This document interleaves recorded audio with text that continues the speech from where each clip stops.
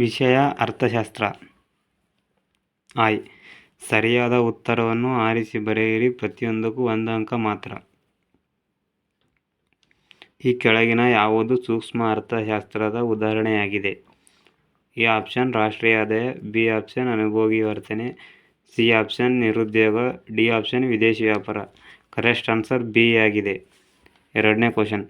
ಸಾಮಾನ್ಯವಾಗಿ ಒಂದು ಔದಾಸೀನ ವಕ್ರರೇಖೆಯ ಆಕಾರವು ಕ್ವಶನ್ ಆಗಿದೆ ಸ್ನೇಹಿತರೆ. ಎ ಮೂಲಕ್ಕೆ ಪಿ ನ ಮಧ್ಯವಾಗಿರುತ್ತದೆ, ಬಿ ಮೂಲಕ್ಕೆ ನಿಮ್ನ ಮಧ್ಯವಾಗಿರುತ್ತದೆ, ಸಿ ಸಮಾನಾಂತರವಾಗಿರುತ್ತದೆ, ಬಿ ಲಂಬಾಂತರವಾಗಿರುತ್ತದೆ. A correct answer. 3ನೇ ಕ್ವಶನ್. ಮಹಾ ಆರ್ಥಿಕ ಕುಸಿತದ ವರ್ಷ.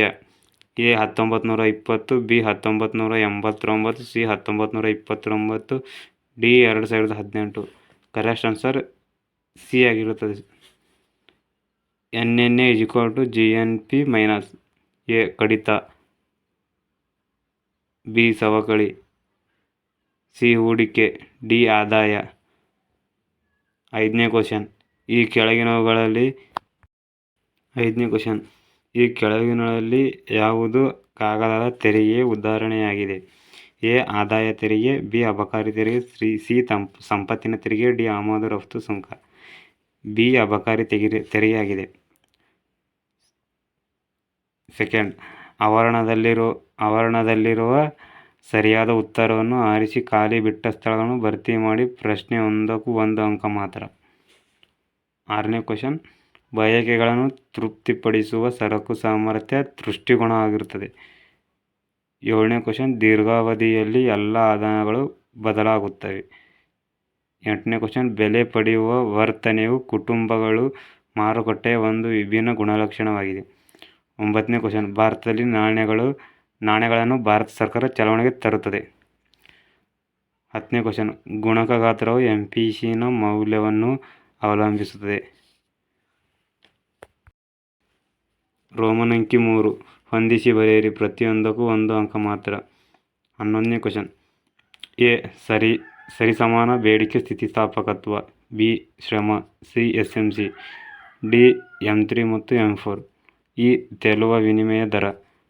ಸರಿಸಮಾನ ಬೇಡಿಕೆ ಸ್ಥಿತಿಸ್ಥಾಪಕತ್ವದ ಆನ್ಸರ್ ಸ್ಥಿರ ವಿನಿಮಯ ದರ ಆಗಿರುತ್ತದೆ. ಶ್ರಮ ಕೂಲಿಯಾಗಿರುತ್ತದೆ.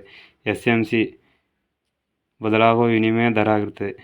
M3 M4 change in TC change in Q ಆಗಿರುತ್ತದೆ. ತೇಲುವ ವಿನಿಮಯ ದರ ವಿಶಾಲ ಹಣವಾಗಿರುತ್ತದೆ.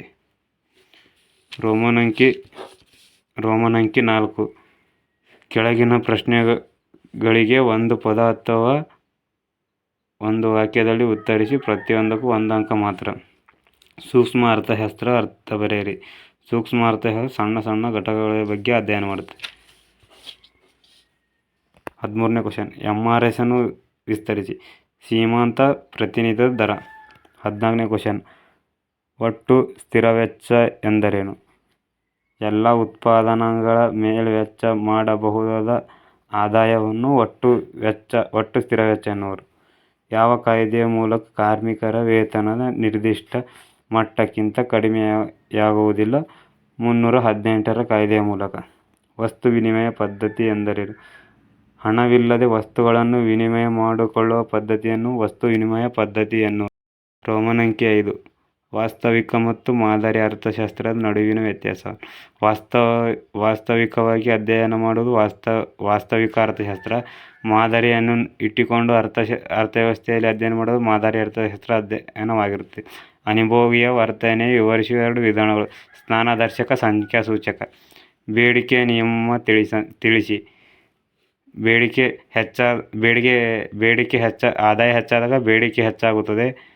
ಆದಾಯ ಕಡಿಮೆಯಾದಾಗ ಬೇಡಿಕೆ ಹೆಚ್ಚಾಗುತ್ತದೆ. ಬೇಡಿಕೆ ನಿಯಮ. ಪ್ರತಿಫಲಗಳ ಪ್ರಮಾಣದ ವಿಧಗಳು. ಭೂಮಿ, ಗೇಣಿ, ಬಂಡವಾಳ, ಶ್ರಮ, ಸಂಘಟನೆ. ಬಂಡವಾಳ ಬಡ್ಡಿ, ಶ್ರಮ ಕೂಲಿ, ಸಂಘಟನೆ ಲಾಭ ಆಗಿರುತ್ತದೆ. ದಾಸ್ತಾನು ಮತ್ತು ಹರಿವಿನ ನಡುವಿನ ವ್ಯತ್ಯಾಸಗಳನ್ನು ಉದಾಹರಣೆಯೊಂದಿಗೆ ತಿಳಿಸಿ. ಬಾಹ್ಯತೆಗಳೆಂದರೇನು? ಅದರ ವಿಧಗಳು.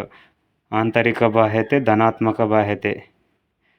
ಪುಕ್ಕಟೆ ಸವಾರದಾರರೆಂದರ್ಯಾರು? ಅವರನ್ನು ಹಾಗೆ ಏಕೆ ಕರೆಯಲಾಗುತ್ತದೆ? ಪುಕ್ಕಟೆ ಸವಾರದಾರರೆಂದರೆ ಯಾವ ಸಾರ್ವಜನಿಕರು ಪುಕ್ಕಟೆ ವಸ್ತುಗಳನ್ನು ಕೊಂಡುಕೊಳ್ಳುತ್ತಾರೆ ಅವರೇ ಪುಕ್ಕಟೆ ಸರಬರಾಜುದಾರರು ಎನ್ನಬಹುದು.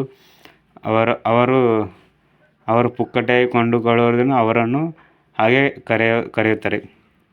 ಬಾಹ್ಯ ವ್ಯಾಪಾರದ 2 ಪ್ರಕಾರಗಳನ್ನು ಹೆಸರಿಸಿ. ಮಿತವ್ಯಯದ ವಿರುದ್ಧ ಅರ್ಥವನ್ನು ನೀಡಿ. ವ್ಯಾಪಾರ ಬಾಕಿಯ ವಿಧಗಳನ್ನು ತಿಳಿಸಿ.